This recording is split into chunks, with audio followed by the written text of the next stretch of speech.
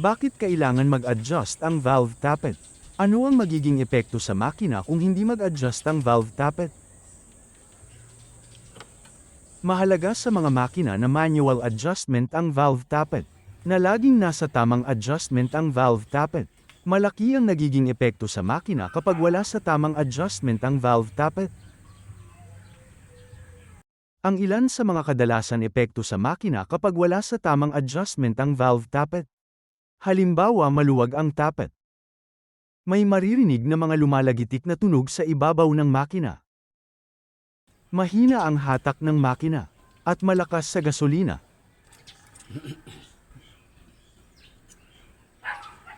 At ang posibleng mangyari naman kapag masikip ang adjustment o tukod ang valve tappet ay mahirap paandarin sa umaga o kapag malamig ang makina. At kung mag-start man palyado ang makina. Ganun din kapag masyado maluwag ang adjustment ng valve tappet, palyado din ang makina.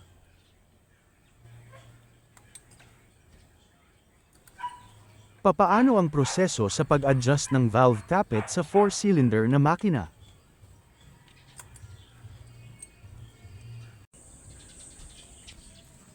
Sa harap ng makina makikita ang harmonic balancer pulley. Kailangan ng socket wrench, mahaba na extension at ratchet para pangpihit ng harmonic balancer pulley. Pihitin ang pulley hanggang tumapat ang top dead center mark ng pulley. Samitang mark na nakausli sa timing chain cover. Depende sa makina ang timing mark.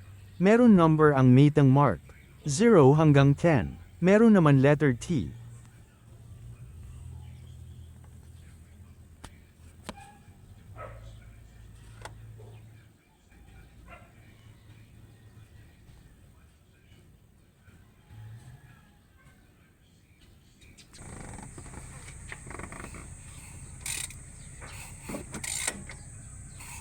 Ang ibang makina ay meron pang timing mark sa camshaft.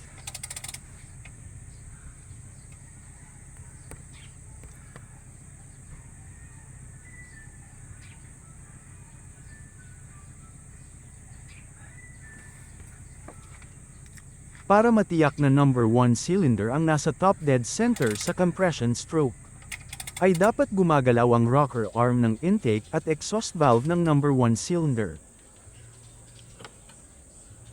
May kanya-kanyang sukat ang gap ng tappet ang bawat makina. Halimbawa ito L13AIDSI, batay sa mahiwagang kodigo ang sukat sa gap ng intake ay mula 0.006 hanggang 0.007 inch. At ang sukat naman sa exhaust ay mula 0.009 hanggang 0.0011 inch.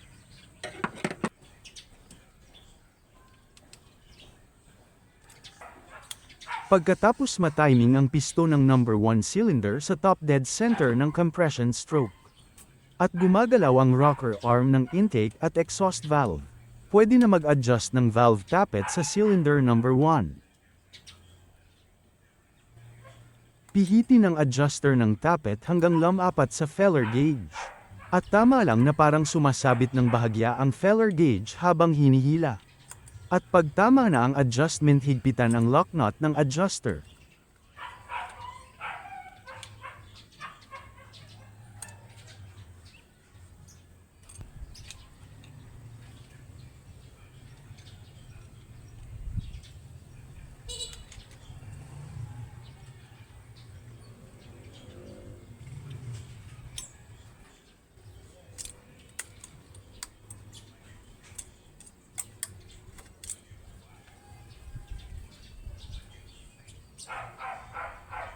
Pagkatapos mag-adjust ng intake valve, gamit ang sukat para sa exhaust valve, mag-adjust din ng exhaust valve.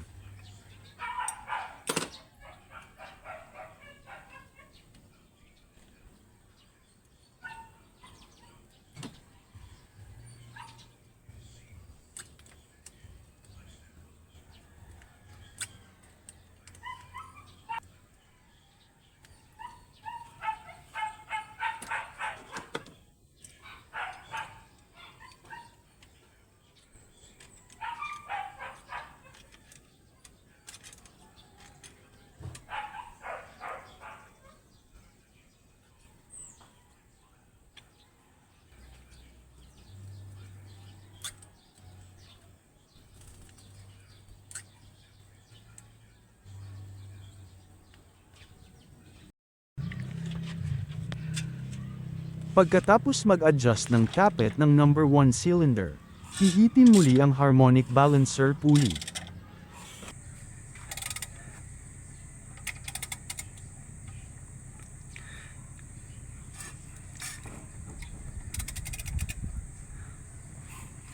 Hanggang lumabas ang number 2 sa camshaft gear, at tumapat ang marka ng camshaft gear sa ibabaw ng chain cover.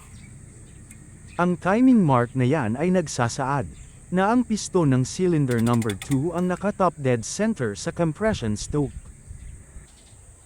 Dapat gumagalaw pareho ang intake at exhaust na rocker arm ng cylinder number 2.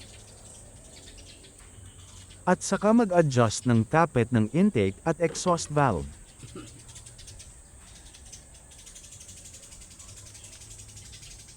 May mga makina na 3 o kaya 4 ang valve sa isang cylinder. Ganun din ang proseso, mag-adjust ng 2 intake, at mag-adjust ng 2 exhaust valve tappet.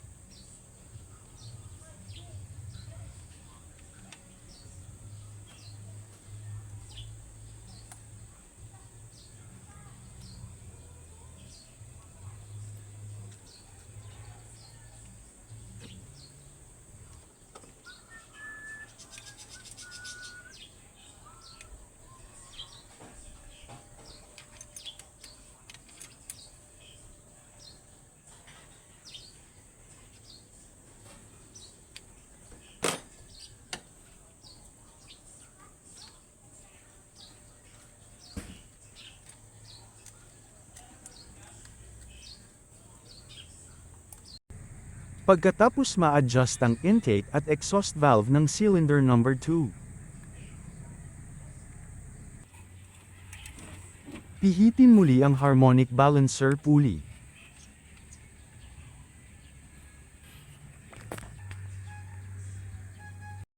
Hanggang makita ang number 3, at tumapat ang timing mark ng gear sa ibabaw ng chain cover. Ang number 3 cylinder piston naman, ang naka-top dead center sa compression stroke. At mag-adjust ng intake at exhaust valve tappet ng number 3 cylinder.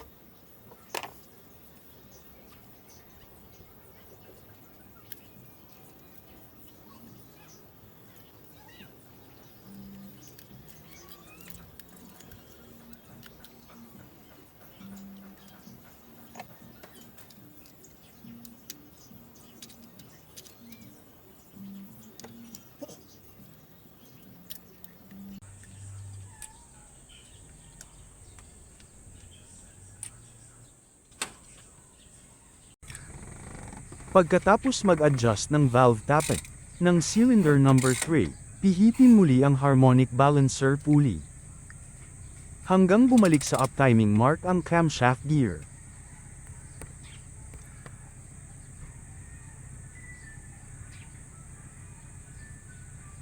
Hanggang tumapat muli ang timing mark.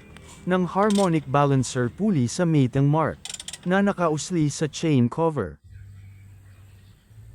Nakaikot na ng kumpletong 360-degree angle, ang harmonic balancer.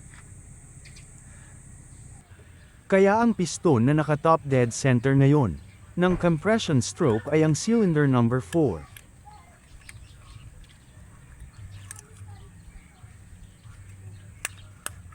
Mag-adjust ng valve tappet sa cylinder number 4.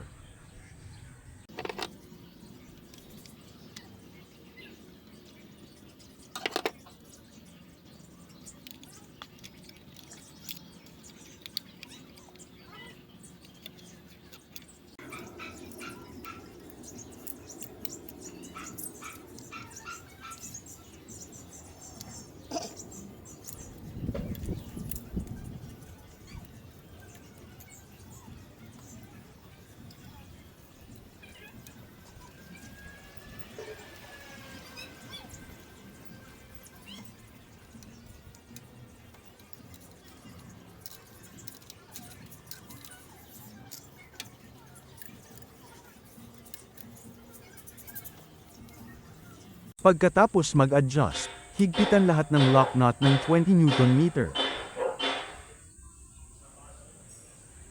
Sa proseso ng shortcut, itapat lang din ang timing mark ng harmonic balancer sa mating mark, na naka-top dead center ang piston ng cylinder number 1, at naka-compression stroke. Ang mga gumagalaw na rocker arm o tappet lang ang i-adjust. Sa cylinder number 1 intake at saka exhaust ang i-adjust. Sa cylinder number 2, intake lamang ang i-adjust. At sa cylinder number 3 naman, ay exhaust lamang, katulad ng nakikita sa picture.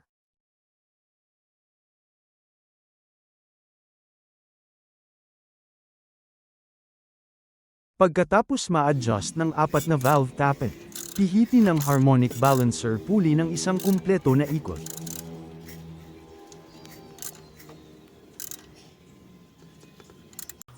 At i-adjust naman ang mga natirang valve tappet, o yung nakikita sa picture. Naging shortcut ang proseso dahil 2 beses na lang nagpihit ng harmonic balancer pulley. Hindi katulad sa standard method, na 4 na beses nagpihit ng harmonic balancer pulley.